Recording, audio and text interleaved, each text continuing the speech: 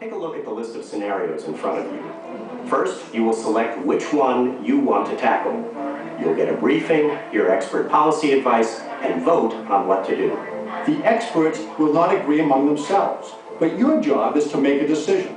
You'll have to work... You're listening to audio taken at the Bush Presidential Library and Museum in Dallas, Texas. It's from Decision Points Theater, an interactive exhibit at the museum, more like a video game, really. In it, you can choose one of 4 crises that Bush experienced in his time as president: Saddam Hussein, the Iraq War troop surge, the financial crisis. The majority of the theater chose Hurricane Katrina. And Hurricane Katrina. Levee broke yesterday, another levee broke today. Water is rising so fast. There's no food, no water, no electricity. In this scenario, the main decision the audience is supposed to make is whether to send in federal troops with law enforcement power. Basically to militarize the city and to declare it in a state of insurrection. And there are actors on screen playing your advisors. This is an emergency. We need to send federal troops in right away. I mean, yeah. The city's resources are overwhelmed.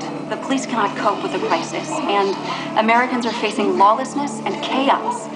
News alerts break in as the fake advisors talk, hyping up the tension. It's getting increasingly chaotic in New Orleans. The city's Homeland Security chief says there are gangs of armed men moving around the city. Gangs, snipers, lawlessness. Sitting in this simulation, you might be forgiven if you thought the flood wasn't the main problem. There are snipers taking shots at medevac helicopters. They say it's simply too dangerous to go out there. The whole thing is designed to put you in a pressure cooker. You're bombarded with information. Images of chaos fill the screen. You have to make a decision. Do you federalize the response? Do you send armed troops in? Do you send food to the convention center? Time's up. It's time to make a decision. And then, regardless of what you picked, the president comes on to tell you what he decided. When Hurricane Katrina flooded New Orleans in 2005, I chose to send in federal troops without law enforcement authority. It became clear during the crisis that local and state officials were overwhelmed and that the governor of the state was not going to relinquish authority to the federal government. So I sent 7,000 federal troops into New Orleans, but did not give them the ability to act as law enforcement officers. I decided that sending in federal troops with diminished authority was better than sending in no federal troops at all. It was what the crisis required, and the troops helped restore order in the city. And that's pretty much it.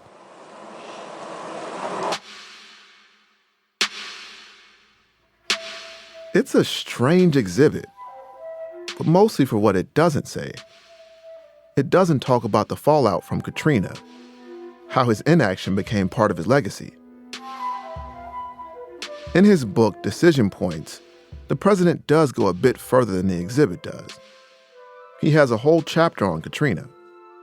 In it, he says that the fallout from the storm haunted his second term, that accusations of racism during Katrina were the low point of his presidency. He also writes, quote, "The problem was not that I made the wrong decisions, it was that I took too long to decide." I wanted to ask him about all this, about what taking accountability for the disaster should look like, and whether he'd felt he'd done it. The note I got back read, quote, "President Bush is enjoying retirement and is not currently participating in interviews." We made multiple requests to his Chief of Staff, Andy Card, and to his Secretary of Homeland Security, Michael Chertoff. Neither of them responded. Many of the other officials who might be able to give some explanation of what went wrong aren't available to talk. Governor Blanco died a few days before the 14th anniversary of the storm in 2019. I wrote letters to former Mayor Ray Nagin. He's in federal prison in Texas on corruption charges. He never wrote back. But there is one government official who wanted to talk. How are you? I'm all right. How are you? Good. Michael Brown. Van Newkirk. Michael Brown, better known as Brownie. Again, I want to thank you all and Brownie, you're doing a heck of a job. Yeah, Brownie, you're doing a heck of a job or whatever, and slaps me in the gut. And I think, shit. Michael was head of FEMA when Katrina hit. He was eager to talk, but he had one condition: he didn't want to do this interview over the phone. He wanted to talk in person. I like the challenge. The challenge? You think I'm going to roast you here? No. I'm here for the challenge of it. Mm-hmm. And to be brutally honest too, I'm here because you can never correct the record enough because the narrative is out there. You've done your homework. You've Googled my name. You know the stories that are out there. You and I are going to do this face to face. Part 8. The Wake. Michael Brown has an interesting resume. I'll give you the highlights. He grew up in small-town Oklahoma, Tornado Alley. He served on the city council, went to law school, had an unsuccessful run for Congress. Then he got another gig, commissioner of the International Arabian Horse Association. He says they wanted an outsider to come in and deal with corruption. And if you're wondering what corruption looks like in the Arabian horse breeding world, I was wondering the same thing. Are you ready for this? Let's go. They perform cosmetic surgery on the horse. Like liposuction? Liposuction. You change the color and the shape of the eyeballs. You make it the most perfect horse you can imagine. Wow, so it's like an Instagram horse. Bingo. So anyway, Michael joined the Horse Association. He had no experience with horses, but Michael Brown likes a challenge. I'll tell you what my wife says, and I think she's absolutely, this is hard for me to admit, but I think she's right. I like to push the envelope. And sometimes I push it too far. He spent about a decade at the Horse Association, but eventually he chose to leave. He says the breeders didn't like him challenging them. The next bullet point on the resume is FEMA. After George W. Bush became president, he named his former campaign manager and chief of staff, Joe Albaugh, as director of FEMA. Joe's an Oklahoma guy, too. He'd known Michael since college. When Joe needed a right-hand man, he gave Michael a call. Joe said, I need somebody I can trust. So Michael became FEMA's general counsel. But after 9/11, Congress created the Department of Homeland Security and put FEMA under it. That meant the FEMA head now reported to DHS, not the president. After that, Joe Albaugh left, and Michael Brown became director, in charge of the whole thing. So I got this burr in my saddle that we're going to do freaking catastrophic disaster planning. The first disaster they planned for was the big one in New Orleans. A year before Katrina, FEMA ran a role-playing exercise to try to figure out what would happen if a Category 3 hurricane hit the city. They came up with some useful plans, but Michael thought overall the whole thing was a failure. Coordination between different layers of local, state, and national actors just didn't exist. He was also worried about FEMA being under DHS. He thought too much bureaucracy was going to slow down FEMA's ability to respond to disasters. And he thought DHS's focus on terrorism was overshadowing FEMA's mission. He says he tried to bring this concern to the president. One day, he was riding with Bush in his limo. He gave it a shot. Mr. President, I'm really concerned about DHS and kind of the culture and stuff. And we need to change. And before I could finish, he looked at me and said, I've already fixed that. And he said it in such a way that I knew, okay. And that was it. I'm not going to push this. So, but you're a guy who pushes the envelope. You listen and challenge. Why not listen and challenge the president on this? Have you ever sat in the limo with the most powerful man in the world? Can't say I have. And he turns to you and he sternly tells you, I have fixed that? Yeah, I don't know what it's like to be in a limo with the president, and Michael Brown does. That's why I wanted to talk to him. I wanted to know what it was like that week, what the people in charge were thinking and doing. Kanye West and plenty other people had figured that officials just didn't care about black people. But was that true? Even if it wasn't, why didn't they do more to help people?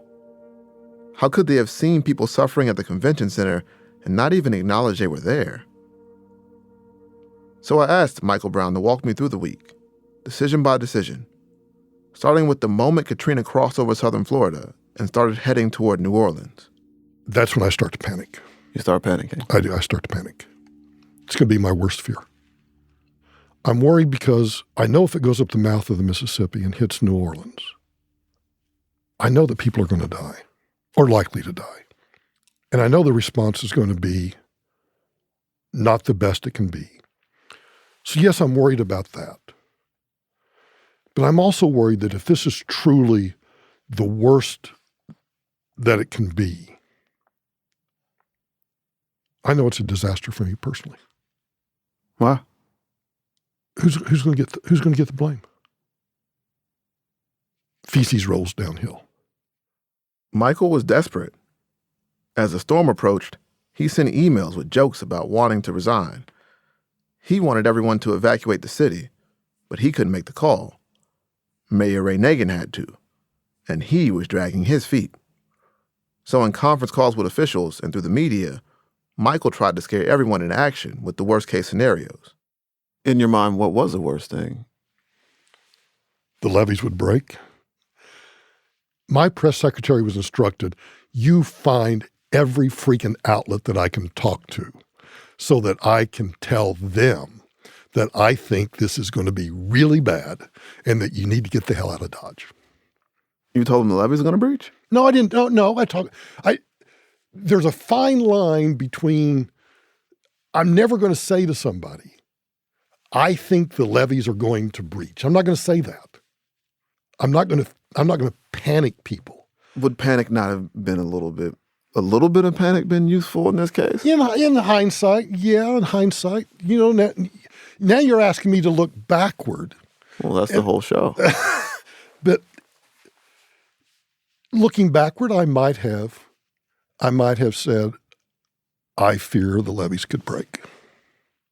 By Saturday morning, the mayor and the governor still hadn't called for a mandatory evacuation. So Michael called the president.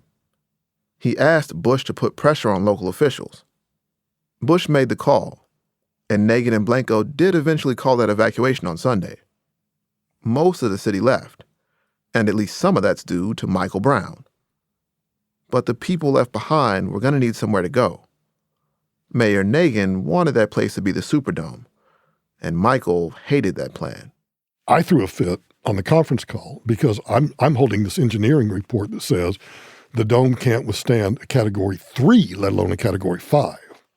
That, the roof's going to be blown off. It's don't do this. Don't do it.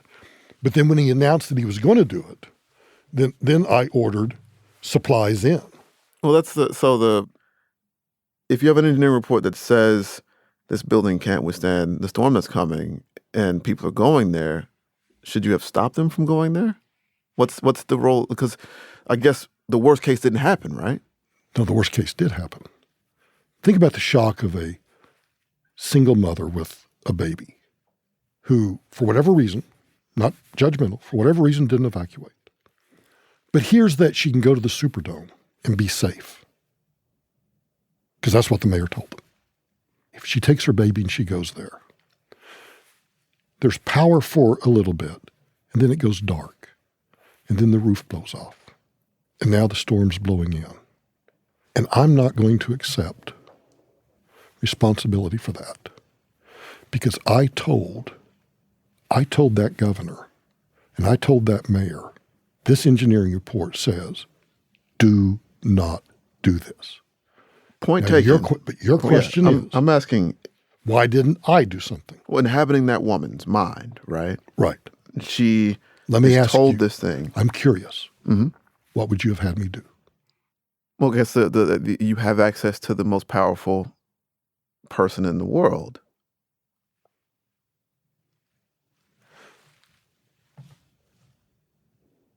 Point taken. I've never been asked this question, and I've never thought about this. I could have called Bush back and said, I need you to go on TV and tell people, don't go to the Superdome. The problem with that is I think through it. What do I tell them to do? What do I tell the president to tell them to do? Because it's too late to evacuate. Do you see the conundrum?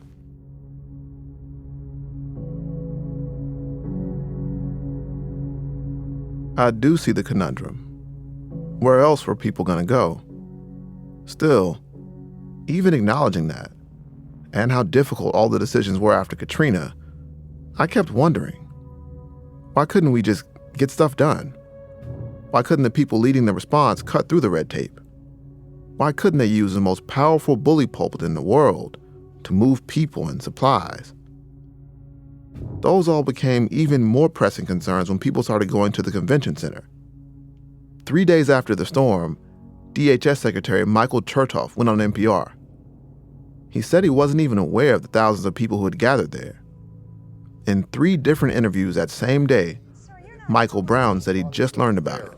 Sir, you're not telling me you just learned that the folks at the convention center didn't have food and water until today, are you? You had no idea they were completely cut off? Paula, the federal government did not even know about the convention center people until today. How could so many people have missed that thousands of people were at the biggest building outside the Superdome in the city? We didn't. Go on. We knew they were there. When was this? So I'm trying to, how long do you know after the I knew storm? I knew immediately. Immediately. I knew that night that people had broken into the convention center. The thing about the convention center that drives me nuts is the Ted Koppel and who else? I did like 3 interviews in a row where I said, we just learned about the convention center. Well, in my head, we had just learned about the convention center. But having just learned about the convention center was actually like 36 hours ago. It wasn't just then. And right, I'm not criticizing. In my head, having not slept, yes, we just learned about it. So explain to me, as if I'm a person in the convention center, if I get there Tuesday, explain to me why there's no real federal presence until Thursday, Friday. There is no explanation for it other than I think by that point, the system is overwhelmed. I just think we have this unrealistic expectation that this massive federal bureaucracy can just instantaneously do stuff. And it just cannot. Where the rubber meets the road for me is, what is unreasonable here? Is it, I mean, maybe it is unreasonable to get a truck full of MREs in there, but is it unreasonable for somebody to come and say, we see you're here? Or we're going to come get you? You can walk from the Superdome to the convention center. Nobody walked or tried to make it in the 36 hours? Like, that just seems like we're acting like this is it's inexcusable. An ocean. I know, but when it comes to food and supplies, it is kind of an ocean. Well, I'm Right. just saying the acknowledgement piece. Like, Right. we're going to come get you. I think the acknowledgement piece, I think you're right. I think you're right on that one. I think you're absolutely right. And I think that's a great lesson to be learned is we always talk about in the corporate world, in government, what is it? Communication, right? Number one thing you're supposed to do. I don't think we did a very good job of it.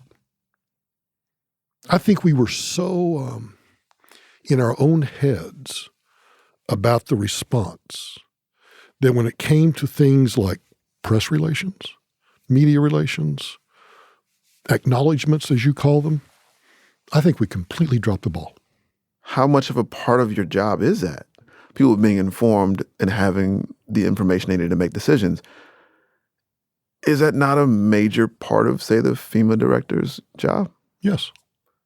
If they didn't get it, was that a failure on your part? Absolutely. I think the failure to use the media and to do the kinds of things that you're talking about, that I like your word acknowledgement.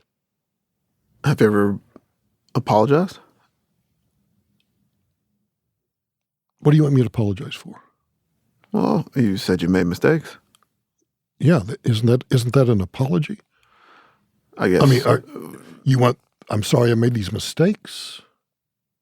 I don't know. I'm just asking if you feel like that's an apology. That's fine. I find that fascinating because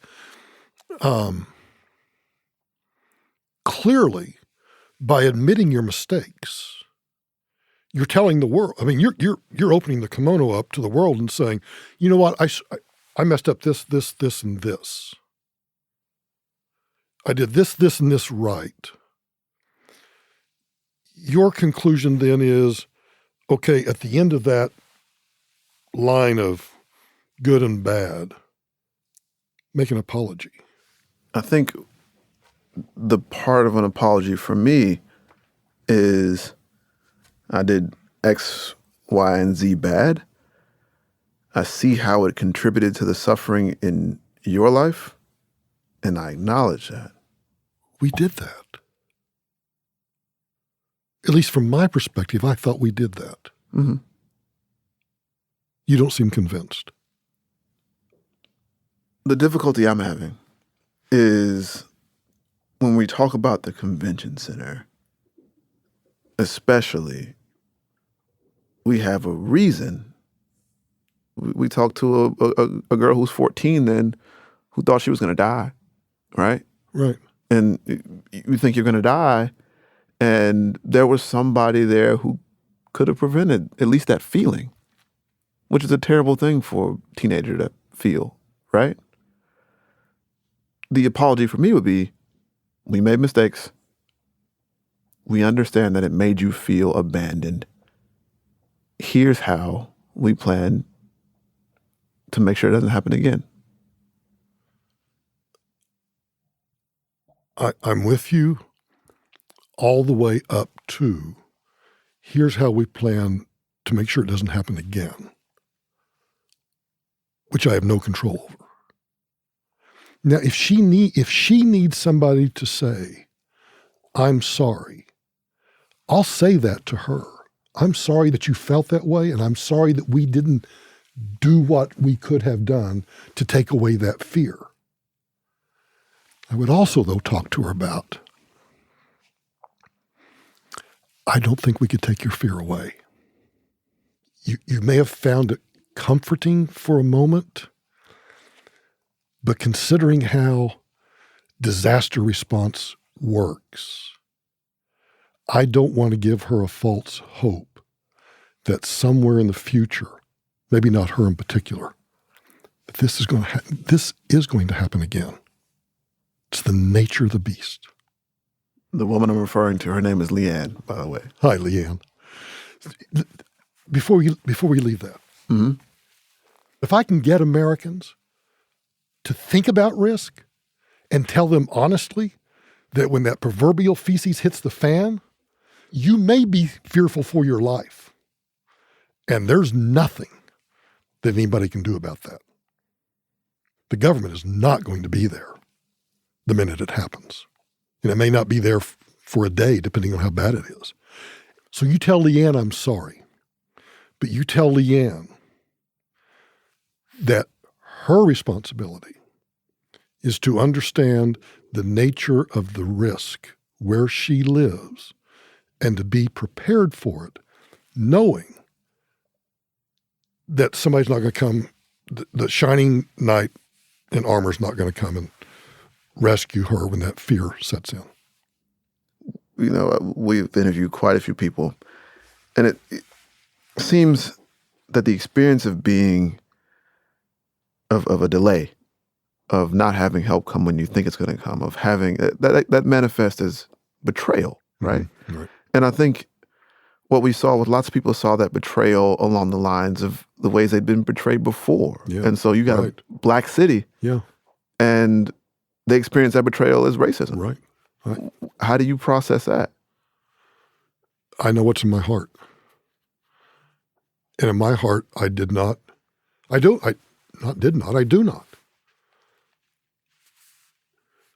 was raised by two incredible parents to see people as humans. And while I understand, to the best that I can as a Caucasian, while I understand the plight of people in the lower Ninth Ward or people that are predominantly black. Mm-hmm. It angers me when people keep bringing up racism. There was not one decision, not one movement, there was nothing, not a scintilla of anything of racism in what me, my staff, or the people that are the career civil servants of FEMA did that was based on race. And I find it offensive. I'm not saying I find it offensive that you bring it up.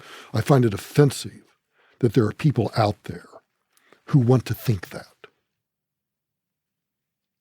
Because it's just not true. I think if we're continuing this exercise of inhabiting these people you've talked to, of the stories of folks who went through this, just wondering if you might understand why somebody who has all these pieces of evidence. Oh, of course I understand. Oh, trust me, I understand it. Okay. Do I think that systemic racism exists in this country? You'd be naive not to think so. You and I are both. You're a black man, I'm a white man. We both know bigots. I hope none of our friends. But we both know bigoted people. We both know racist people. One of the ways that we have seen people talk about how they saw racism or bias manifest was in the descriptions of crime or looting and all that stuff happening during Katrina. In your book, you said it was a situation that sometimes seemed akin to going to a zoo, opening all the cages and telling the predator they were on the honor system. Now, it seems in your book you were lamenting that Louisiana didn't have a shoot-to-kill order, or that they weren't issuing some of the hard-line denunciations of looters. How do you reconcile that with essentially, we know a lot of the reports were racially biased, or they weren't really, we didn't have confirmation. We heard all sorts of rumors, rapes, murders, muggings, everything. And I could never get good ground-based knowledge of what was going on because the New Orleans Police Department had utterly disintegrated, just disintegrated. But yes, I do believe if you're looting in a disaster area to feed your family, I don't care. I'd do the same thing. You and I both would. We're going to do whatever it takes. If you're looting in a disaster or in a riot or whatever to grab a TV, I don't think necessarily you should lose your life. But there ought to be consequences. What kind of consequences? Grab them and throw their ass in jail. Just backing up though, if what I see as a black guy who has, had a couple run-ins with the law, we'll say. What I see here is, and I can't help but see it as a confirmation of things that I have suspected to be true, right? Which is you see the moment the lights go out somewhere, and you have crime that is real, but you also have people using this as an opportunity to paint a whole city of black people as being violent and being uniquely criminal. Folks in the news saying that based on these reports, these folks are sort of deserving of being shot on sight. And I think that's what, in your book, you're saying they were soft. Yeah, they were soft. But I don't think you can extrapolate, let's shoot them on sight. But that was what that Haley Barbour said, we're going to shoot them on sight. Haley Barbour said they're going to shoot them on sight. Michael Brown didn't say we're going to shoot them on sight. You praised Haley Barbour in the book. Haley Barbour did a fantastic job of responding to the disaster. Yes. Responding by saying they were going to shoot people on sight. My general response to Haley Barbour and to Bob Riley is they did a fantastic job. I'm not going to justify Haley Barbour's shoot to kill. I'm not going to justify that. I spent 6 hours with Michael Brown. He was generous, and he answered every question. The show's producers, Alvin and Catherine, kept asking if we wanted to take a break, get some coffee. He wouldn't. Well, let us know, because we can take a break. No. We can get some food, whatever. No. I as long as Van's willing to keep going, I'm willing to keep going. He admitted to getting some stuff wrong, but it seemed like it was harder for him to talk about responsibility beyond that. You, in 2015, you wrote the Politico article about Stop Blaming You. Yeah. It seems like you've admitted to a lot of things we should blame you for today. Yeah, but stop blaming me. Did I make mistakes? Absolutely. Is everything that went wrong in Katrina my fault? Not in the least.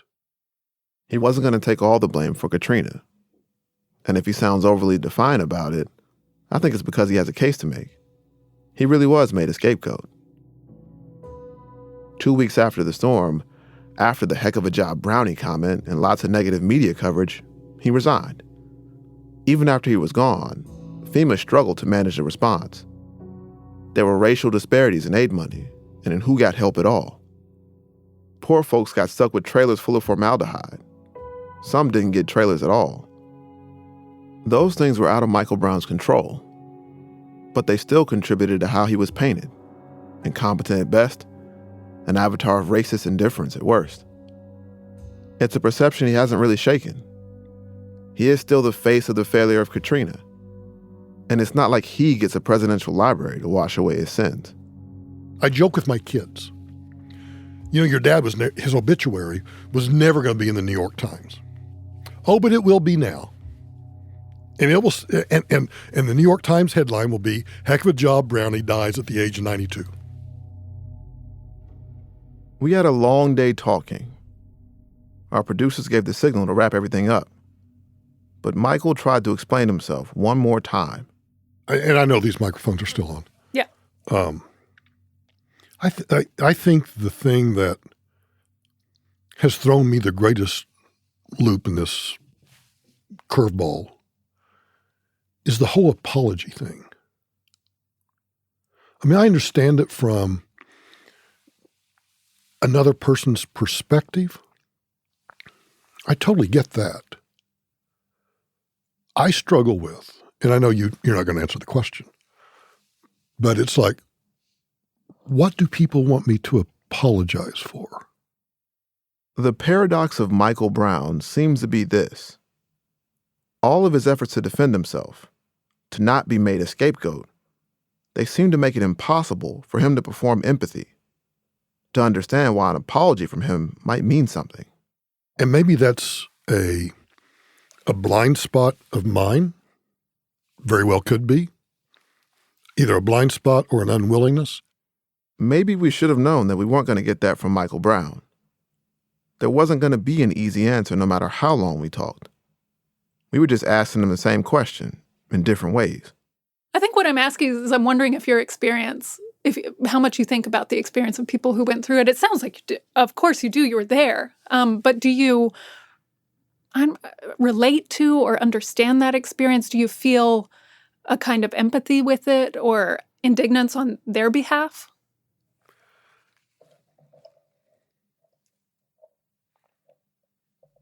I get real emotional about this. And I get emotional about it because when you're portrayed, if you I had dinner with a friend last night, telling me about this interview, and I told him that I'm not nervous about it, but I'm really curious about the line of questioning and the tone of the questioning and everything. And his comment to me was, this is somebody I've known for ages, just be the caring person that you are. And the thing that drives me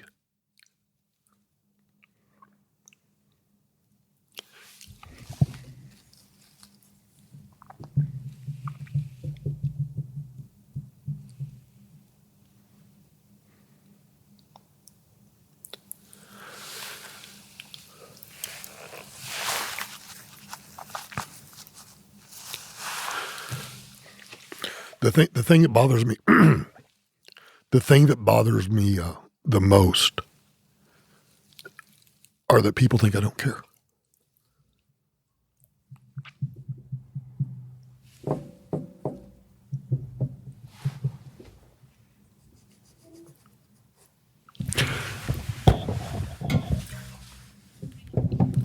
Thank you so much. I wasn't going to do that.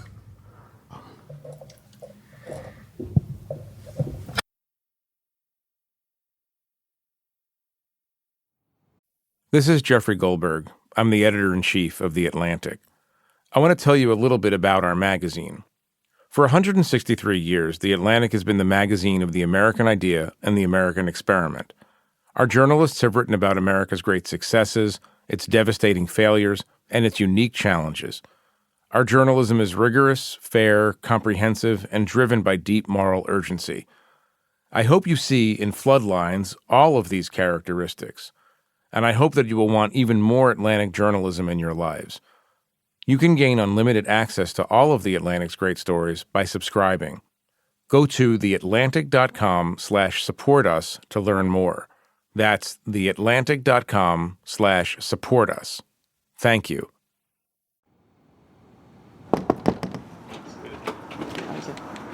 Hey. How are you? Leanne's still out in New Orleans East now. She lives by the levee on the lake with her boyfriend and her daughter. Alvin and I went out to visit her. She works so many double shifts that we had trouble fitting in her schedule. But we managed. So, Leanne, we are back. Yes. Yeah, you probably sick of us. I see y'all in a minute. We sat and talked about the city, how you can still see Katrina in some places, what life would be like if it hadn't happened. Oh my God, I think about that all the time. All the time. I think it would be better. I would have graduated from Gilbert Academy, the top of my class. I know I would have. I know they would have helped me with college applications and everything. I don't know. It's like after Katrina, I just had this drive, like before Katrina. Like I just had my whole, I want to do this. I'm going to be the first person to go to college. I'm going to graduate from college. Like I just had this drive, this just bright light, and it's just like, it's just, after Katrina, it's just dim, then dim. Has anybody ever apologized to you? No. No. No. What would you do if somebody did? If somebody, I don't know, from like the top came down and said, I'm sorry for what happened.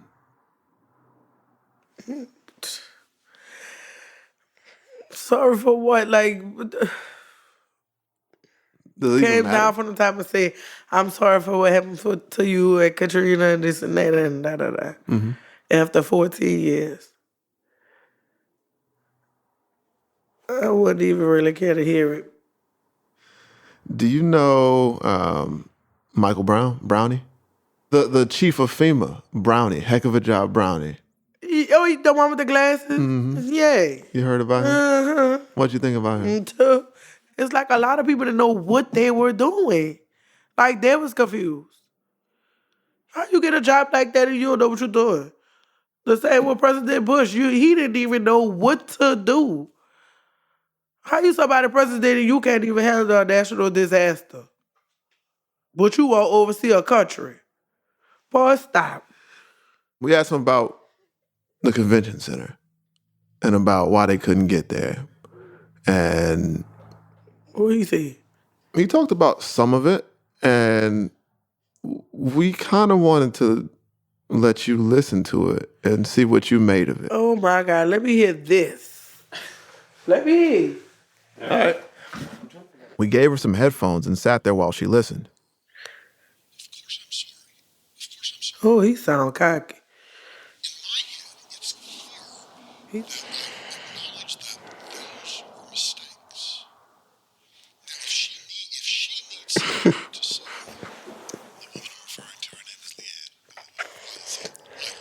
Oh my God, yo.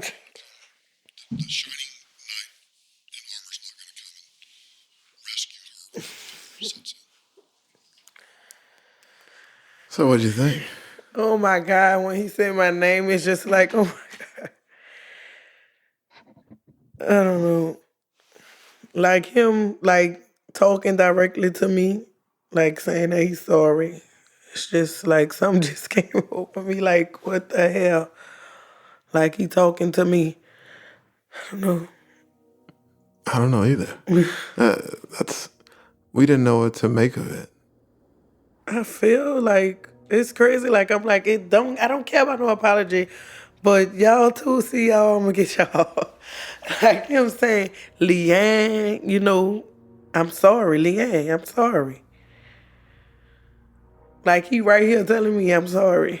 I'm gonna get y'all too. Like the part that when he was saying my name and talking to me, made me feel like I matter.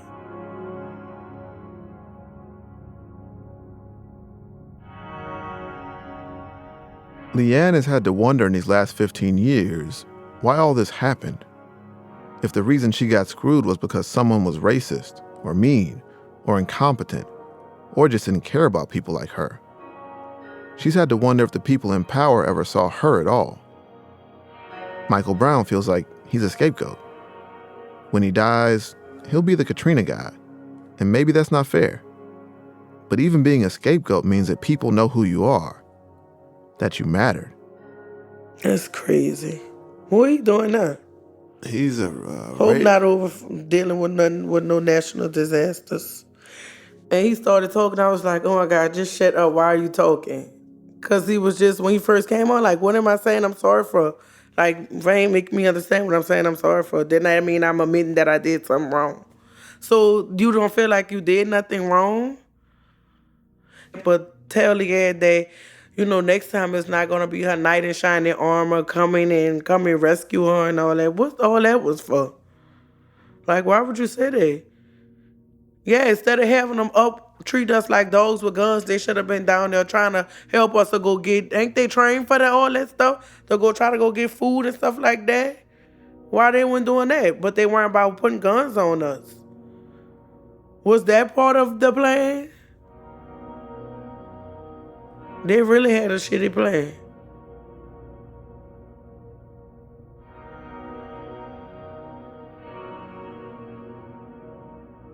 You know what? After Katrina is when I really started to notice that I'm Black in America. Yeah, I think actually for me, I was all the way up in North Carolina, and Katrina was the first time I saw it somewhere else. Right, yeah. That was crazy. I just saw race matter in like a way that was... Yeah. I knew people who were racist. Like my whole life I'd seen, I grew up with mostly black folks, but I knew a couple white people who had the Confederate flag or whatever. But like Katrina was the first time I saw something happen to a whole group of people who looked like me, and it was because they looked like me. Yeah. Right? Yeah. That was crazy. I'm like, they gonna kill us because we black? That don't make no sense. We refugees. Nobody not coming get it. You look around, you just see black people, babies, everybody just crying. They won't help it. This man, Bush, he telling us that they coming. I don't understand. Oh my God, I just don't understand it.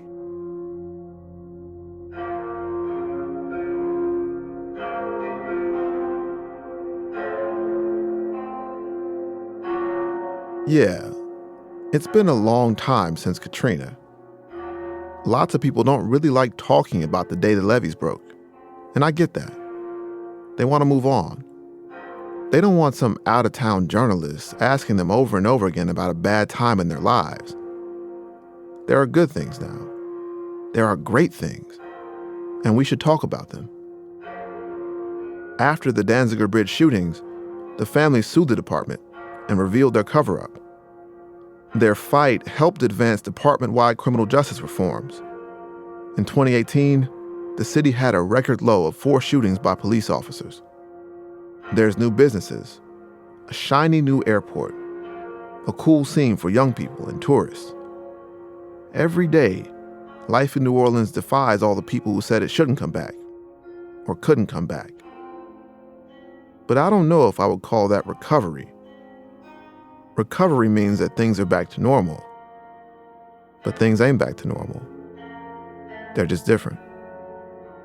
I'm just working paycheck to paycheck. And it's crazy because I'm doing that, but I still, have enough to help my mom out, and I don't know, but I make a way.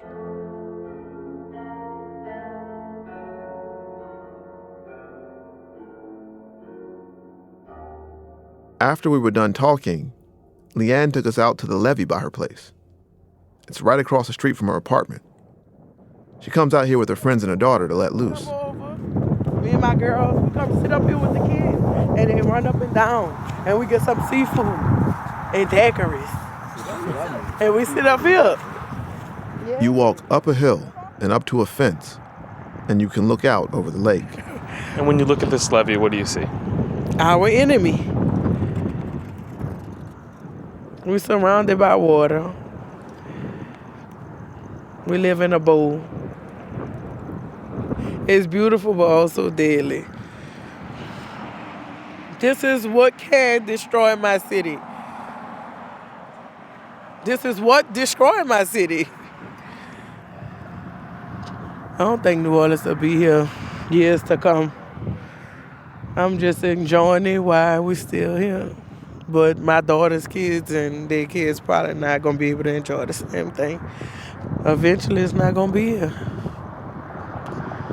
And when I just look at it, it makes me really think about that we're not going to be here that long.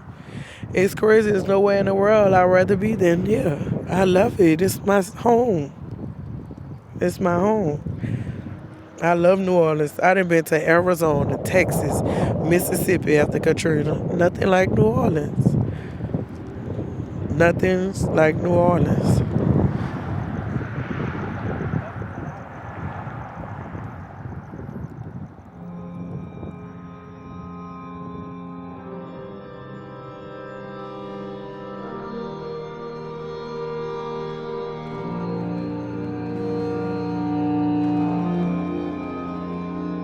Toni Morrison once said, "All water has a perfect memory and is forever trying to get back to where it was." She was talking about the Mississippi River.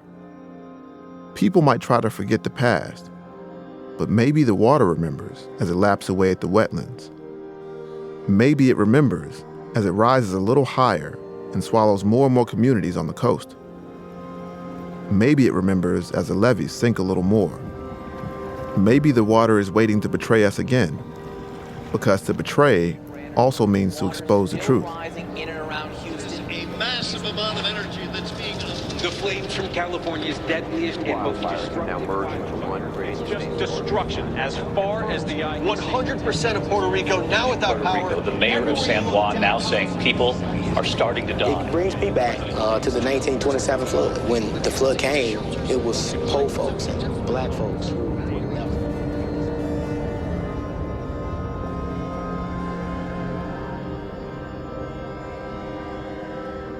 In 1856, Last Island, Louisiana was destroyed.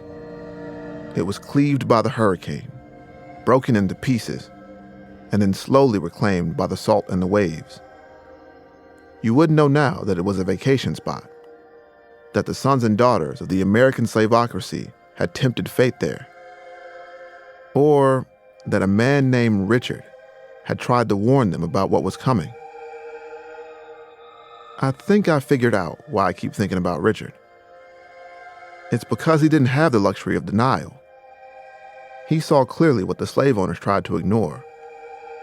We are all vulnerable, and the past will always find its way back to us.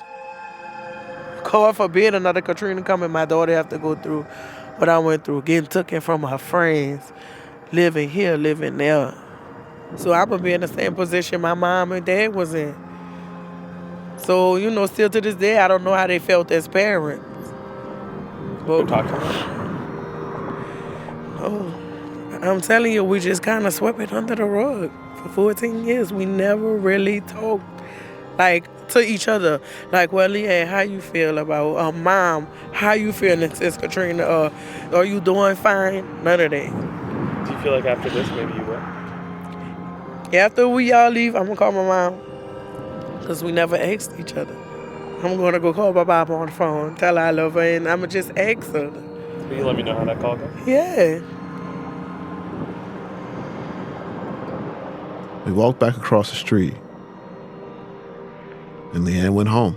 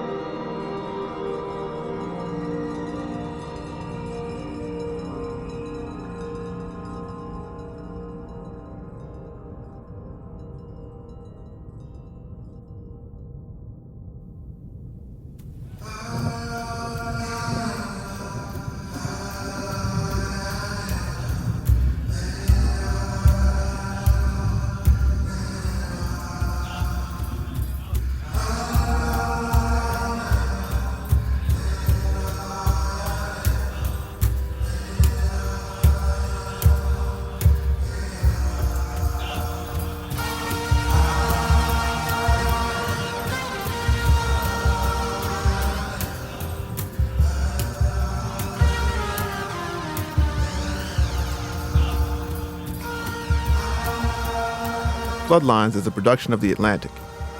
The show was reported and produced by me and Alvin Mellon. Our executive producer is Catherine Wells. Katie Reckdahl is our editorial advisor. Archival production and research by Kevin Townsend. Editing by Scott Stossel. Production assistance from Emily Gottschalk-Marconi, Miles Poydras, and Kayla Philo. Fact-checking by William Brennan. Music by Christian Scatatunde Ajua and Anthony Braxton. Sound design, mix, and additional music by David Herman. Art direction by Paul Spella. We are very much indebted to a group of first listeners who made this project better with their notes and guidance. Thanks to Adrian LaFrance, Jeffrey Goldberg, David Dennis Jr., Hannah Georges, Clint Smith, and Shan Wang.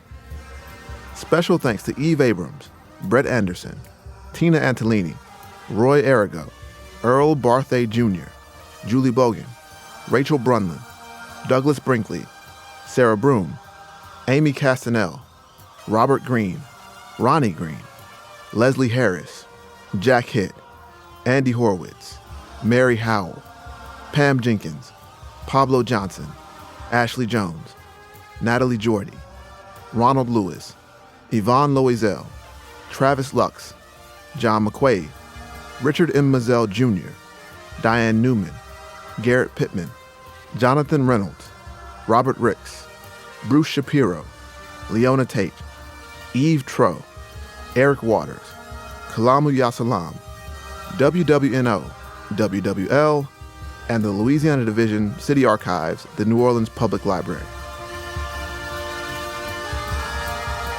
If you want to support journalism like this, the best way to do it is with a subscription to The Atlantic. Visit theatlantic.com/support us. That's SUPPORTUS. Thanks for listening.